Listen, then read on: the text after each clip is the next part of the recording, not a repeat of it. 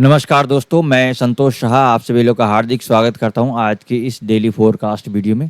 आज की इस वीडियो के माध्यम से हम जानने का प्रयास करेंगे कि हम गोल्ड को कहां से सेल और बाय कर सकते हैं और आज के दिन में क्या मेजर इवेंट है, और चार्ट के माध्यम से हम टेक्निकली समझने का प्रयास करेंगे कि कौन कौन सा इंपॉर्टेंट लेवल है जहाँ से हम सेल और बाय कर सकते हैं। तो आज के दिन में मार्केट में कोई न्यूज़ नहीं है। आज अगर फॉरेक्स फैक्ट्री का वेबसाइट में आप देखेंगे तो मालूम पड़ जाएगा कि आज कोई न्यूज़ नहीं है। और जिस दिन कोई न्यूज़ नहीं रहता है तो आप सभी लोग को मालूम है कि उस दिन मार्केट मेकर लोग मार्केट को चलाते हैं। तो फॉरेक्स फैक्ट्री की वेबसाइट से आप देख ही सकते हैं कि आज के दिन में कोई न्यूज़ नहीं है, लेकिन कल बहुत ही इम्पॉर्टेंट न्यूज़ है। कल आपको फेड का जो रेट का डिसाइड होगा, जिसमें कि रेट कट हो सकता है या तो रेट को बढ़ा सकता है या तो अनचेंज भी रख सकता है। तो अभी तक जो फोरकास्ट है उसके हिसाब से अनचेंज है।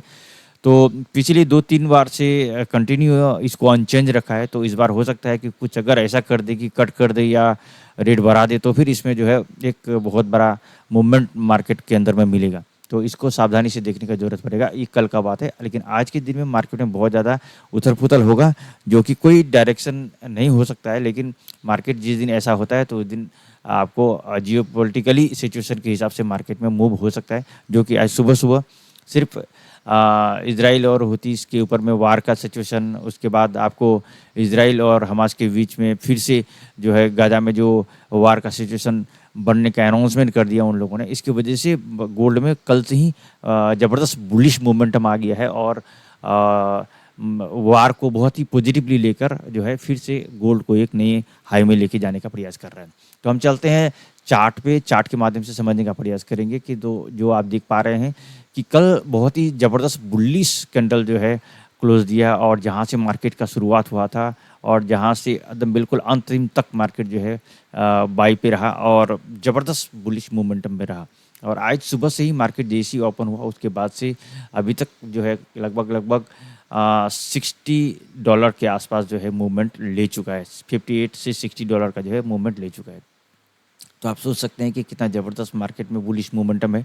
ये जो 3-4 दिन का जो यहाँ पर आप देख पा रहे हैं जो आया था, इसको करेक्शन के तौर पर ही देखा गया है। और डे 1 में इसका जो है चेंजिंग हुआ ही नहीं था। डे 1 में जो है इसका बेरिश बना नहीं था। H1 में भले ही बना था और उसका आपको फ़ायदा भी मिला होगा, लेकिन मार्केट जिस डायरेक्शन में जाता है, मार्केट जिधर जाता है, हमें उधर में उस साइड में ट्रेड करना है ताकि हमें प्रॉफिट मिल सके।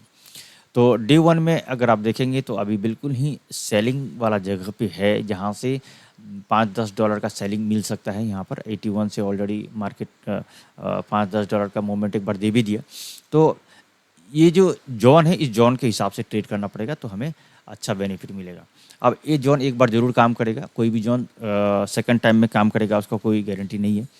अब जब इसके ऊपर अगर H1 में क्लोजिंग दे देता है, वहाँ पर हम लोग देखेंगे H1 के चार्ट में, उसके बाद फिर अगला टारगेट इसका यहाँ पर रहेगा 3427 के आसपास, ठीक है। और नीचे में जितना सारा जो भी सप्लाई जोन था वो सब अब डिमांड जोन में कन्वर्ट हो चुका है। हम H1 का चार्ट में चलते हैं। तो H1 का चार्ट में आप देखिए यहाँ पर कि अभी ये अगर ये कैंडल इसके ऊपर ही क्लोज देता है और उसके बाद फिर रिट्रेस करता है इस लेवल तक 75-72 तक, तो समझ जाइए कि फिर ये जो है अपसाइड की ओर ही जाना चाहेगा, ठीक है। तो एक इम्पॉर्टेंट सप्लाई जोन था, इसको तो मार्केट ने कुछ वैल्यू किया ही नहीं है। सोच के देखिए कि कितना ज़बरदस्त जो है मार्केट में गोल्ड के लिए पॉजिटिव मूवमेंट है कि इस इतना बड़ा जो एक सेलिंग या सप्लाई जोन था, इसको तो कुछ भी रिस्पॉन्ड नहीं किया। ये एक ही कैंडल जो है यहाँ से यहाँ तक लेके चला गया। अब ये देखना है कि अगला कैंडल में क्या करता है ये, इसलिए यहाँ पर इंटर होने से पहले सावधानी रखना है, क्योंकि अगला कैंडल इसको बरकरार रख पाता है या फिर नीचे यहाँ आ जाता है ये, क्योंकि इतना बड़ा मूवमेंट एक ही 1 घंटा का कैंडल ने दिया है। तो बहुत ही इंपॉर्टेंट है, इस चीज़ को देखना है अभी, और इसका अगला जो कैंडल है उसको देखने के बाद फिर जाके डिसाइड करना चाहिए। तो ये जो जितना सारा जोन सप्लाई जोन था, जो भी सेलिंग के लिए था, वो सारा अब जो है बाइंग के लिए बन चुका है। तो इस जगह पे मार्केट आएगा तो फिर से बाइंग, इस जगह आने से फिर से बाइंग, इस जगह आने से फिर से बाइंग। और इसको देखिए, जब भी मैं ये जोन निकाल कर देता हूँ तो समझने वाली बात है कि कहाँ से हम सेल और बाई करेंगे। जोन का मतलब को समझ रहे होंगे तो ज़रूर आप आराम से इसका सेलिंग और बाइंग का चीज़ को निकाल सकते हैं, उसका बेनिफिट ले सकते हैं। जब इसके ऊपर क्लोज दे देता है और उसको रिट्रेस करता है तो हमें बाई जाना है। अगर इसको ब्रेक करके नीचे आता है, फिर नीचे क्लोज कर देता है, तो इसका रिट्रेस पे हमको सेल जाना है। सेल फिर कहाँ तक जाएँगे, तो अगला जो डिमांड ज़ोन है वहाँ तक जाएँगे। तो इस ज़ोन से आप सेलिंग और बाइंग दोनों निकाल सकते हैं।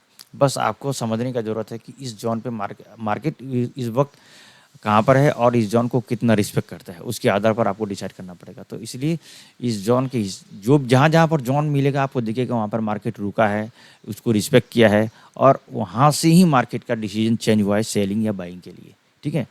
तो ये बहुत इम्पोर्टेंट चीज़ है जो समझना पड़ेगा और आपको जो ज़ोन को है पहचानना पड़ेगा कि इस जगह पर मार्केट क्या कर रहा है। तो अब यहाँ पर जो है इस वक़्त एक इम्पोर्टेंट लेवल है, यहाँ पर अब कब तक मार्केट रहता है, यहाँ पर रिस्पेक्ट कितना करता है या इसको जो है फिर से नीचे आ जाता है, इसको देखना पड़ेगा। अगर इसको रिट्रेस करके ऊपर ही जाता है तो फिर एक नया हाई की ओर जाना चाहेगा, ठीक है? हम चलते हैं इसका DXY का चार्ट पे। तो DXY में देखेंगे तो इस बॉक्स के अंदर जब तक है तब तक आप इसको रेंज बाउंड ही कहेंगे। जब तक इसके ऊपर नहीं निकलेगा तो इसका बुलिश नहीं मोमेंटम बनेगा और इसके नीचे जाने से फिर बेरिश मोमेंटम बन सकता है। तो जो फेड का जो रेट है उसके ऊपर में ये डिपेंड करेगा कि ये क्या करने वाला है, ठीक है? तो यहाँ पर थोड़ा सा ध्यान रखना पड़ेगा।